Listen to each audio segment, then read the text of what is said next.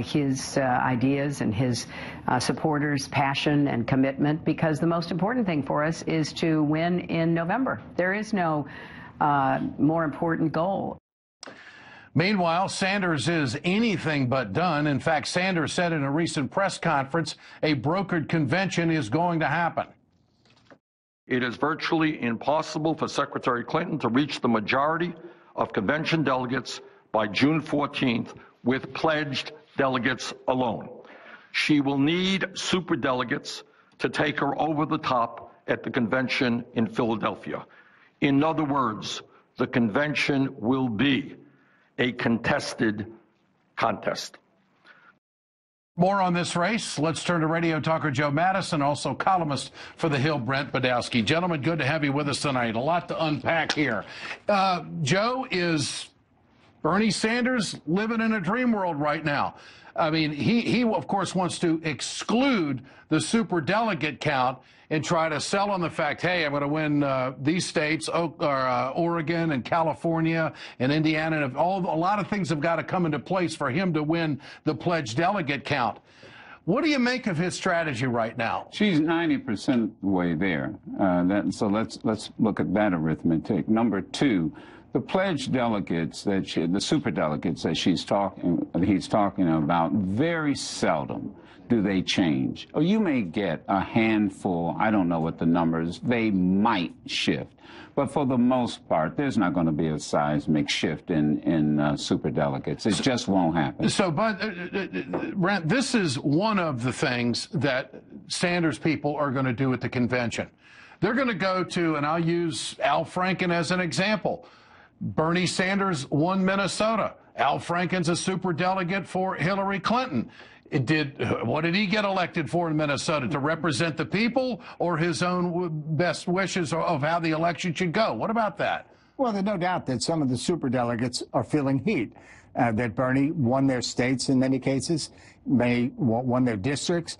And in many other cases, he didn't win, but he's got a lot of big fans in the local areas of these members of the House and Senate and governors and others.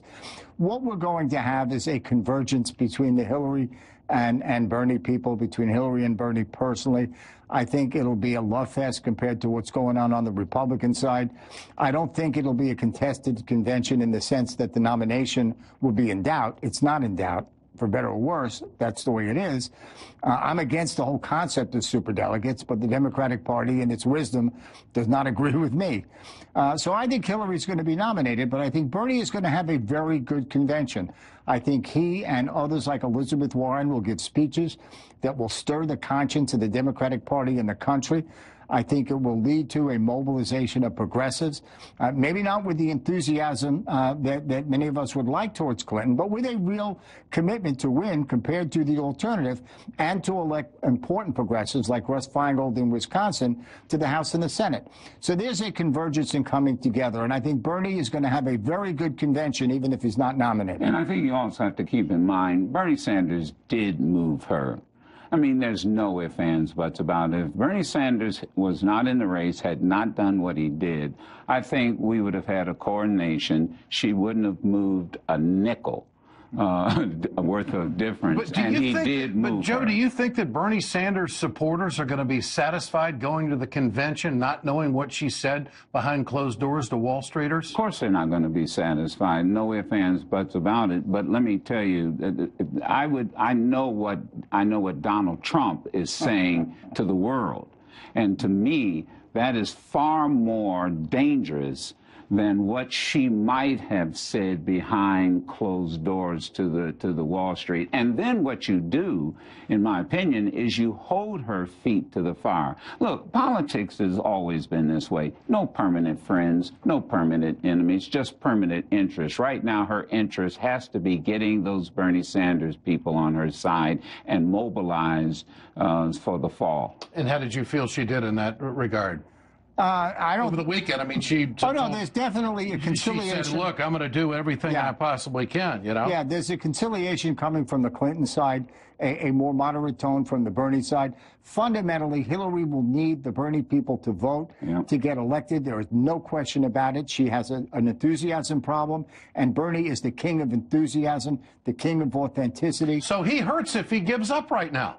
He hurts the party. I think that's the case you're making. Absolutely. Yet, on the other hand, all the Clinton surrogates are out there saying, you know, Bernie's just got to realize it isn't going to happen. Well, but yet he mathematically still has a narrow path, and he also has a chance to. He might turn some superdelegates. I understand what you're saying, but I think it's going to be, you know, there's going to be political pressure on these superdelegates.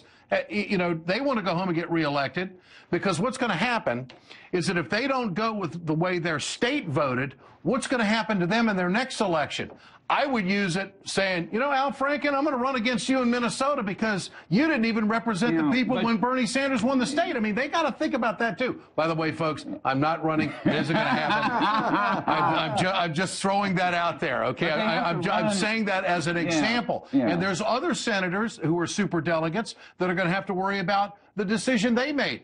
Did you hire their judgment, or did you hire them to represent the state? I hear you, Ed, but they're going to have to run in the primary. And so the question then is, where are these challengers going to get the money to run against an incumbent senator like an Al Franken? You know, look, between now and the time they're going to have to run, and if Hillary Clinton becomes the president, let me tell you, she's going to be rewarding them with whatever they need to get reelected, because she's going to need them in the second term, or she's going to need them in the midterm. Well, come on now. The re-election for Hillary will start the day after the election. We all know how that operates. Well, you know that. All right, Brent Budowsky, Joe Madison, great to have both of you with us tonight. Thanks so much.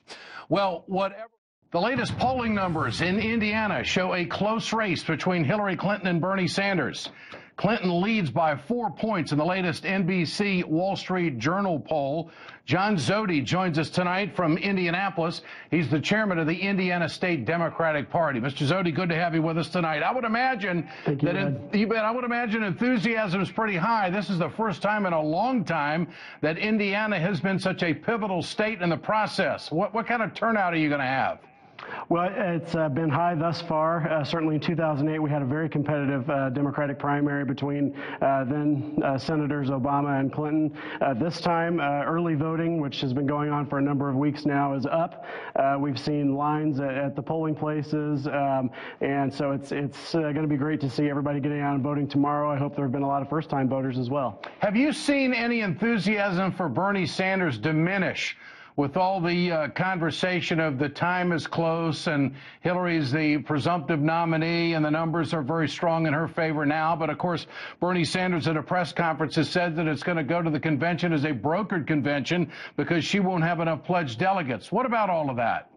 Well, I think I haven't seen a fall off of the enthusiasm for either candidate. They're both here. We've had the primary election, the presidential candidates in Indiana now for a couple of weeks. So within that short period of time, they've been able to drive people out to events, drive people to the polls. And so I don't see any fall off on enthusiasm for either candidate. And so when the polls close tomorrow night, I think we'll have a race that may be close. The polls, as you mentioned, are there's about a 4-point spread there in the latest ones we're seeing. So we'll see what happens tomorrow night, but I think people are going to be excited going into November. John, what about trade? I was in your city of Indianapolis about a month ago, did a story on the Carrier plant, which is being shipped to Mexico, and I just find it amazing. They make 10,000 furnaces a day in Indianapolis. This is going to Mexico. This has been a big theme for not only Bernie Sanders and Hillary Clinton, but Donald Trump has really jumped on this theme. Do you see working Democrats, Democratic families possibly giving Trump an opportunity here to get their vote from an independent standpoint that may usually go to the Democrats? What about that because of this issue? Well, it looks like Mr. Trump is leading in the polls. There was one that showed it flipped, but the latest one I think out shows Mr. Trump ahead. I think everyone is is very in tune with the carrier issue.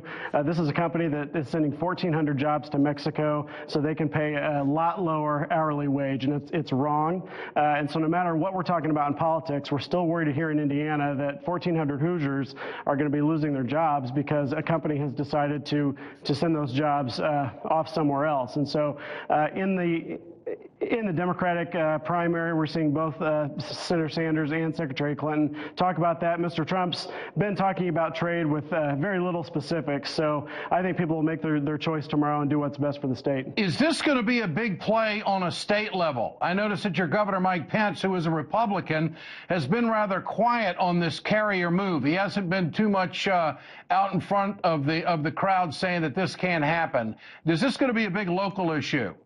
Well, it is already a big local issue. The governor, unfortunately, just blamed the federal government instead of taking real action to try to stop the carrier jobs from moving. Our United States Senator Joe Donnelly, our congressman, our mayor in Indianapolis are both working very hard to do what we can to keep those jobs here, but Governor Pence just blamed the federal government without any real substance there. And so I think what we're seeing is that he continues to govern by social ideology instead of doing what's best for the people of Indiana. John Zodi, head of the Democratic Party in Indiana, good to have you with us tonight. Appreciate your time. All right, thank you, Ed.